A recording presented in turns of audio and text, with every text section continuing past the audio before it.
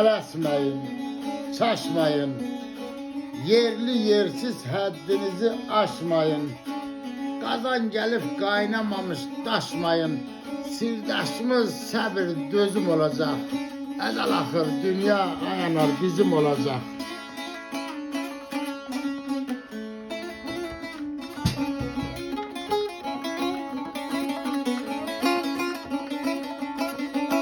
Vaxt Təbrizin dünya erkin dünyasıdır. Yol Tanrının hakkı derkin dünyasıdır. Əzəl axır dünya Türk'ün dünyasıdır. 3 gün 5 gün gecim tezim olacak. Əzəl axır dünya bizim olacak.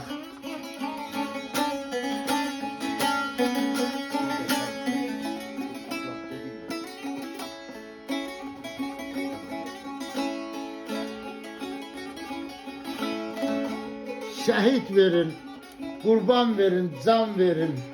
Cansızlara şah damardan kan verin. Gemi kimi sahillere yan verin. Ne yozulsa xeyrə yozum olacak. Əzəl axır dünya bizim olacak.